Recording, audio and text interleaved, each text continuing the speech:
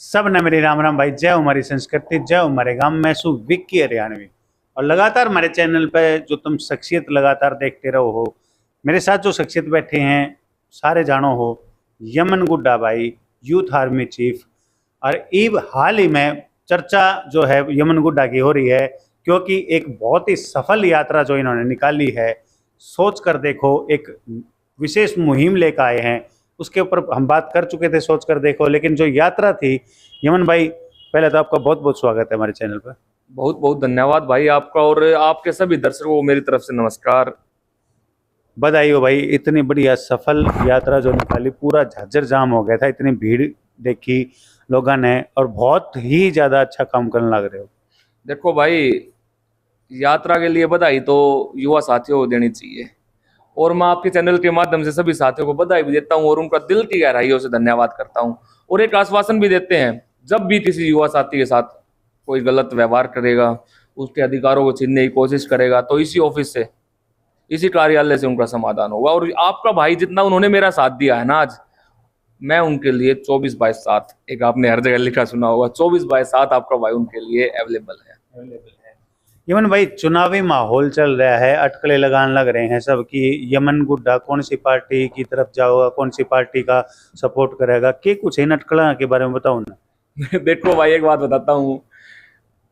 मैं तो कहता हूँ कि भाई, एक हमने पिछली बार भी एक बात कही थी, कॉन्फ्रेंस में भी कही थी कि भाई कोई नेता ऐसा है, बीजेपी का सत्ताधारी पार्टी का कोई नेता ऐसा हो कि भाई जो ये कह सके कि भाई मैं अपनी पार्टी से ये मांग करता हूँ कि जो बहन बेटियों के साथ दिन प्रतिदिन अत्याचार हो रहे हैं, रेप हो रहे हैं, देखा होगा आपने कितनी दरिंदगी है। देखो, मेरी तो रूह कांप जाती है ऐसी बातों को देखकर। लेकिन मैं कहता हूं कि ये नेताओं के हाथ में है, ये अपनी सभी विधायक मिलकर, सांसद मिलकर अपनी पार्टी से करें अपील कि भाई एक ऐसा नियम लेके आए कि फांसी के खिलाफ सिर्फ, ये रेप के खिलाफ सिर्फ फांसी की सजा हो। जिस दिन हमारे देश में फांसी की सजा होने लग जाएगी ना, उस दिन ये मांगे चलिए, रेप, बलात्कार और बहन बेटियों के साथ, किसान मजदूर के साथ जो अत्याचार हो रहे हैं ना, ये बंद हो जाएंगे। देखो, एक बात मैं अभी ताज़ा ताज़ा बताता हूँ। मैं अभी आगरा गया हुआ था, तो वहाँ पर फतेहपुर सिकरी नाम से जो बादशाह अकबर का महल है, किला है, उसमें हमने एक चीज़ देखी कि, और एक चीज़ का हमने जानकारी मिली कि जब बादशाह अकबर के राज में जब कोई गलत काम करता था, बलात्कार जैसे काम और सब कुछ, तो उनको वहीं पर हाथी के नीचे कुचलवा देते थे, जनता के सामने। जब जनता के सामने ये आज का शासन फांसी देना चालू कर देगा ना इन रेपिस्टों को, तो मैं गारंटी देता हूँ ये रेप होने जो है ना, ये बंद हो जाएंगे। मेरा सवाल था, किस पार्टी का सपोर्ट करोगे? वो बता दिया मैंने पहले ही। जो पार्टी आओगी कोई आप। नेता, हाँ। कोई पार्टी नहीं, कोई नेता अगर ये कहता हो कि हम इस लड़ाई में आपका सहयोग करेंगे तन मन और धन से, आप इस लड़ाई को लड़ो, और हम चाहे बीजेपी में हो चाहे कांग्रेस में हो, रोड से लेकर संसद तक, विधानसभा तक इस लड़ाई को लड़ने के लिए तैयार हैं। हम उनका साथ देने के लिए तैयार तो हैं। कहने का मतलब है कि एक नेता को सपोर्ट करोगे जो आपकी मांग है उनने जो पूरी करे, जो जनता की मांग। देखो, हम जनता की मांग को उठाते हैं, और ये जनता की मांग है। अगर कोई रेपिस्ट है, कोई, पहली बात तो मेरा मेन फोकस रेपिस्ट पर है। मेरे को देखिए, अभी नए नए अपने देखे होंगे कितने कांड हो रहे हैं, पहले भी सुना होगा, अपना भी मदाना में हुआ था एक केस। तो इन हरामी आदमियों को जो फांसी देने का काम करेगा ना, हम उस पार्टी के, उस कार्यकर्ता के साथ, उस नेता के साथ हैं। यमन भाई, कितनी बड़ी टीम तैयार हो चुकी है? क्योंकि पिछली टीम आपने जो है वो निष्कासित कर दी थी, नई टीम का गठन होया है। कितनी टीम जो है बन चुकी है, और क्या टारगेट है आने वाले समय में कि कितनी संख्या तक पहुंचा सको अपने? हरियाणा का सबसे मजबूत संगठन टारगेट है। कितनी टीम बन गई? देखिए, चुनाव लड़ना, राजनीतिक पार्टियों को सपोर्ट करना, ये सब टारगेट नहीं है यमन गुड्डा का। यमन गुड्डा टारगेट ये है कि भाई एक हरियाणा का सबसे बड़ा संगठन, युवाओं का सबसे बड़ा संगठन यूथ आर्मी तैयार हो, और एक ऐसा संगठन तैयार हो कि हरियाणा लेवल पर जब भी कोई बात हो तो पूरे हरियाणा को मैं रोडों पर आवाज उठाने के लिए। देखिए, राजनीति की बात तो आपको बता दूं ना, आने वाले 5 साल में जब हमारी चुनाव लड़ने की उम्र होगी, तो मैं गारंटी देता हूँ ये पार्टियां है ना, जो ये बड़ी बड़ी पार्टियां आपके भाई को ऑफर करेगी 17 सीटों में से, आप बताओ सेफ सीट किससे चुनाव लड़ना चाह रहे हो। ताकत इतनी बनाएंगे। और आपका भाई चाहे यहाँ रोडों पर लड़ता रहे, चाहे विधानसभा संसद में लड़ना पड़े, हर चीज के लिए तैयार है, लेकिन हमेशा और गरीब आदमी की बुलंद आवाज रहे। तो आने वाले समय में यमन गुड्डा को राजनीति में देख बिल्कुल, राजनीति में तो आज भी ये लोग कह रहे हैं किसको सपोर्ट करेंगे। देखिए, जो अपनी चर्चा होती है, मैं तो कहता हूँ मेरे आगे से मेरी चर्चा अच्छी होती है, पीछे से बुरी भी होती होगी, लेकिन मैं कहता हूँ कि भाई जो बुरी चर्चाएं होती है ना, वो अच्छी से ज्यादा स्पीड से फैलती हैं। तो मैं कहता हूँ करो, लेकिन हमारे मन को संतुष्टि ये है कि हम हमेशा से गरीबों के लिए लड़ते रहे हैं, और जब तक हमारे अंदर सांस है ना, लड़ते रहेंगे। कितने लोग जुड़ चुके हैं? देखिए, हजारों की संख्या में साथी हमारे साथ जुड़ चुके हैं। अगर पूरे हरियाणा की बात करें तो 17 जिलों में एक मजबूत संगठन तैयार हो चुका है, और आने वाले 2-4-5 साल में तक जब हरियाणा के सारे जिलों में संगठन तैयार होगा, और बहुत ही मजबूत टीम है।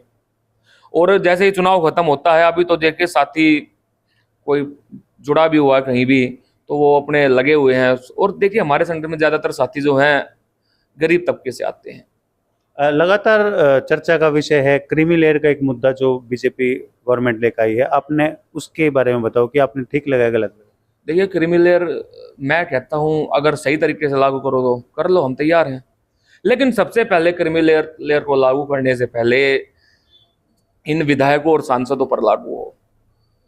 अगर विधायक एक बार किसी रिजर्व सीट से बन चुका है तो उसको दोबारा वहां से लड़ने का अधिकार नहीं होना चाहिए। देखिए, एक बार लड़ लिया तो संपन्न हो गए। हम ये नहीं कहते कि उनको दोबारा विधायकी लड़ने या चुनाव लड़ने का मौका नहीं मिले, लेकिन रिजर्व सीट से, जनरल सीट से आओ। उनका रिजर्व, मेरे कहने का मकसद है सबसे पहले रिजर्वेशन खत्म करना है तो उनके लिए करो। संपन्न तो हो जाते हैं, आप मानते हैं। ये लोग जो कहते हैं कि हमारी सैलरी पे कौन विधायक, सबको पता है विधायकों का।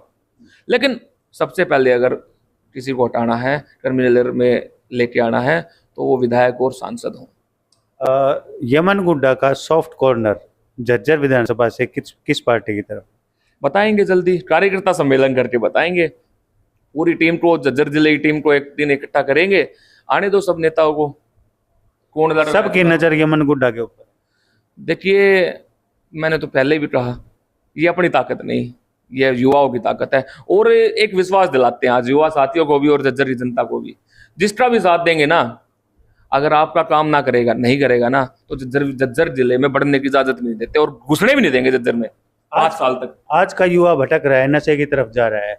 यमन गुड्डा अपने साथ जोड़ के उन जो साथियों का मार्गदर्शन करेंगे, क्या संदेश दोगे उनको? देखिए, पूरे दिन मेरे पास दिन में ये मान के चलो 100-150 साथी का ऑफिस पर आना जाना रहता है। और मैं चाहे 2 घंटे ऑफिस पर रहूं, चाहे 1 घंटा रहूं, मैं डेली ऑफिस पर आता हूं, कहीं बाहर हो तो नहीं आता। तो मैं जो मेरे पास आता है सबको यही बताता हूं कि भाई, ये जो नशे हैं, आप खुद को धोखा दे रहे हो, किसी को और को धोखा नहीं दे रहे।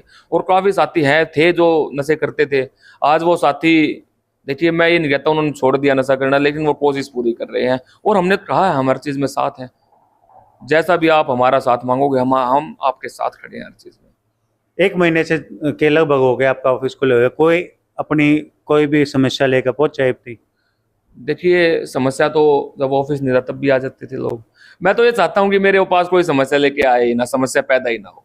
और ये सब चीजें जो है सरकार के हाथ में है, शासन और प्रशासन के हाथ में है। अगर शासन और प्रशासन मजबूत है और ये चाहता है कि समस्याएं ना हो, तो मैं मानता हूँ कि समस्याएं पैदा होनी बंद हो जाएगी। और मैं चाहता हूँ कि मेरे पास कोई ना आए, लोगों को ऐसा परेशानी हो ही ना कि उनको शासन और प्रशासन उनकी ना सुने और मेरे पास आना पड़े। डॉक्टर नु सोचने लग गया?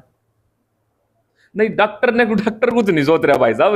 मैं तो ये कह रहा हूं कि अगर जब शासन और प्रशासन सुनना बंद कर देगा ना, तो ये ऑफिस और यमन गुड्डा चाहे ऑफिस में हो ना हो, 81 68 95 82 24 24 भाई 7 किसी टाइम फोन करो, आपका भाई हर मजबूती से आपके साथ खड़ा है, और शासन और प्रशासन के नाक में दम देके आपकी बात को बुलंद करेंगे। अगला कदम क्या होगा यमन गुड्डा का? अगला कदम यही है, अब जल्द से जल्द कार्यकर्ता सम्मेलन करेंगे।